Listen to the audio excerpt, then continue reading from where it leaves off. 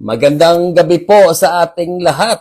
Good morning there in the other side of the world, in America and Africa, in Canada, and also in the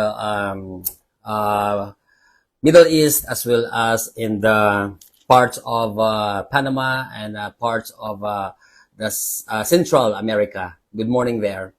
And good evening in Asia and also in Australia and of course, here in Thailand and there in the Philippines. Magandang gabi po sa inyong lahat.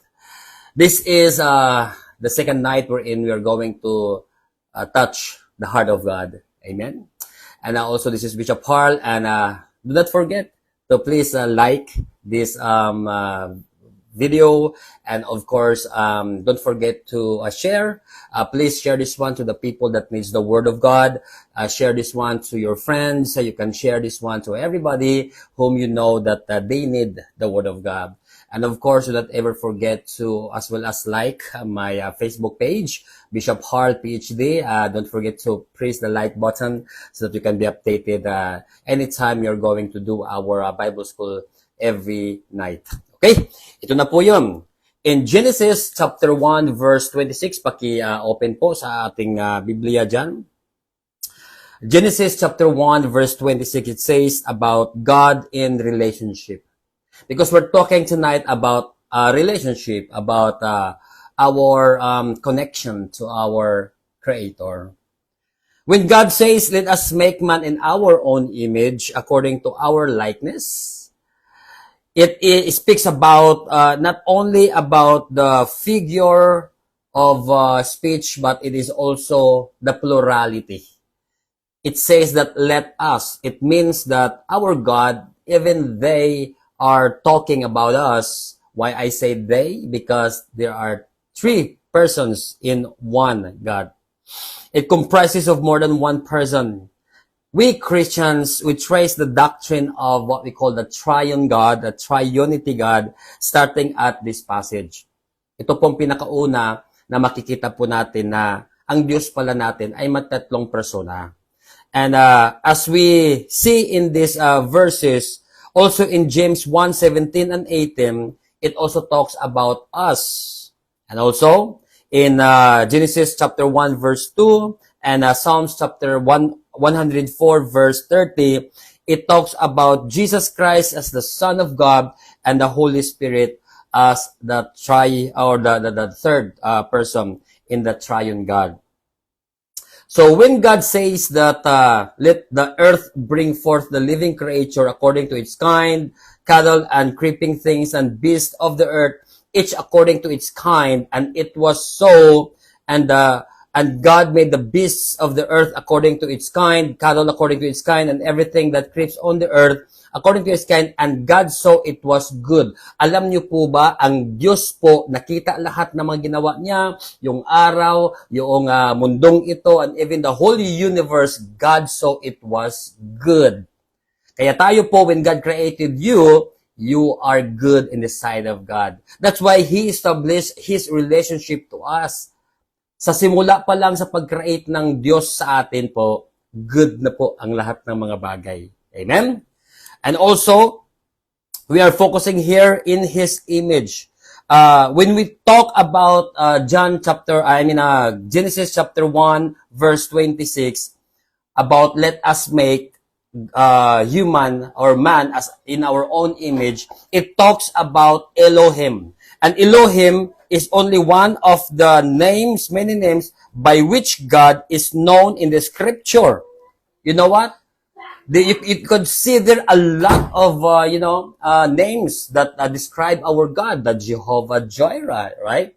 Jehovah Shammah, our God, He's with us. Our God, our healer, Jehovah Rapha, our God provider, Jehovah Jireh.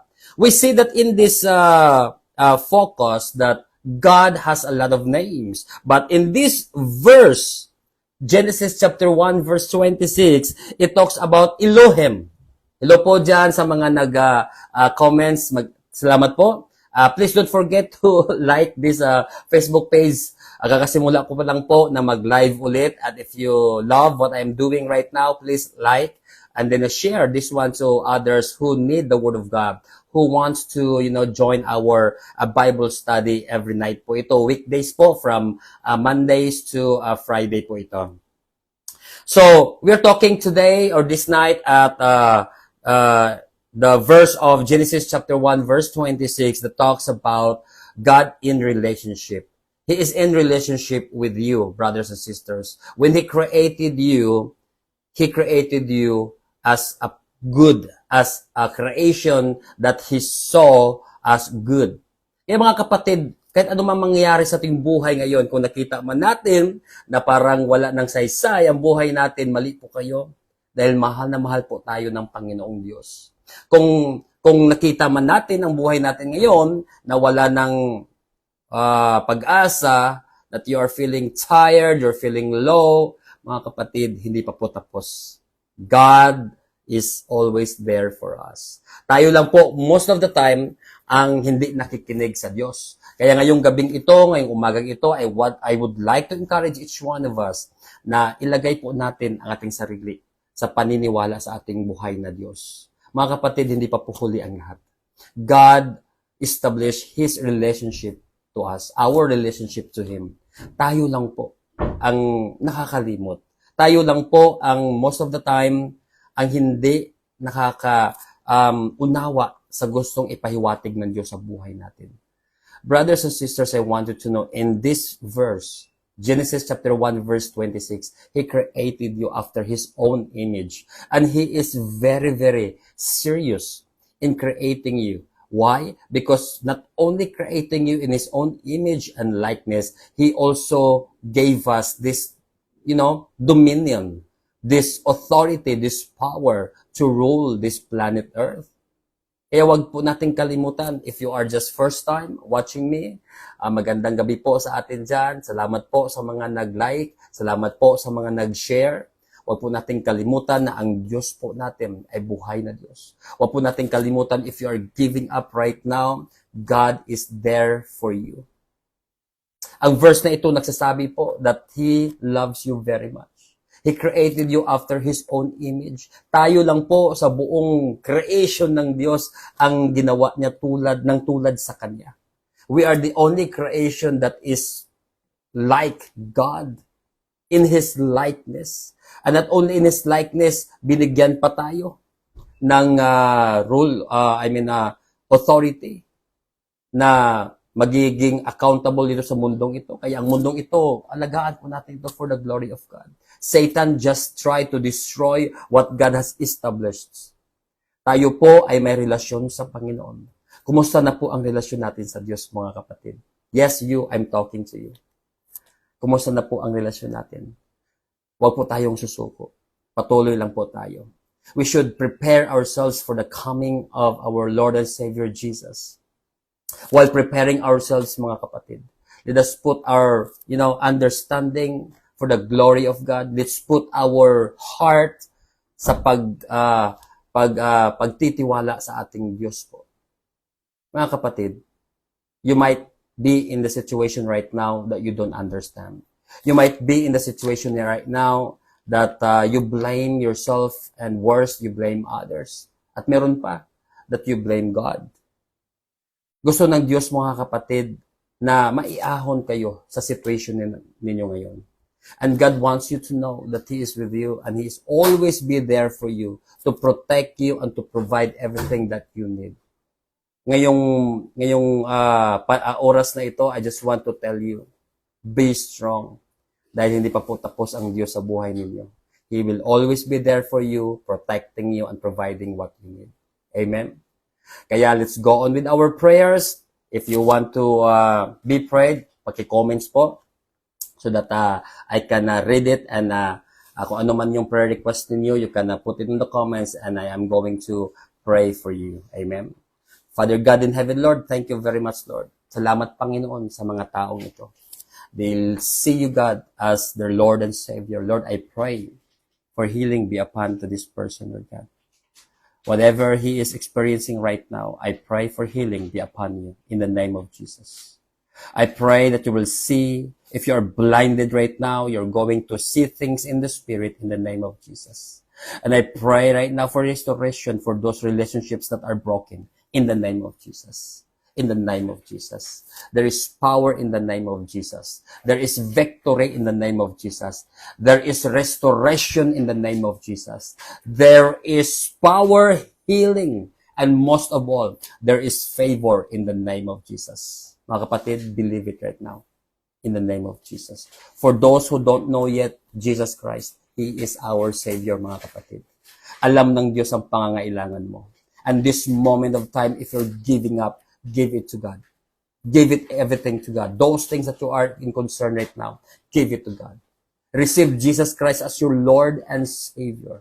And I will tell you, He will take care of you. And hindi lang po dito sa mundong ito, even after this life, you will be punished in hell, but God loves you so much that He gave His only begotten Son. That whosoever believe in Jesus Christ, you will never be punished to hell. You will be punished to the lake of fire eternally. But you're going to be saved by the grace of God in Jesus Christ. Tanggapin po natin si Panginoong Hesus Kristo na siyang ating tagapagligtas, mga kapatid. Ano po yung ililigtas na? Hindi lang po habang may buhay tayo dito, but in our life after this life. We are going to be rescued by Jesus Christ. Ililigtas po tayo sa punishment na dapat sa atin. He died on the cross.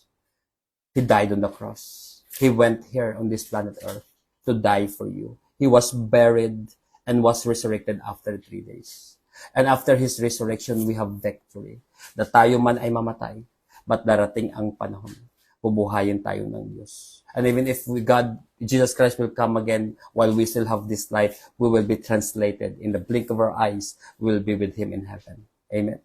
Mga kapatid, salamat po sa panahon na binigay po ninyo. And this moment po, ay gusto kong ipaalam sa inyo in Genesis chapter 1 verse 26 again, that God established His relationship to us. Huwag po nating sayangin ang relasyon natin sa Panginoon.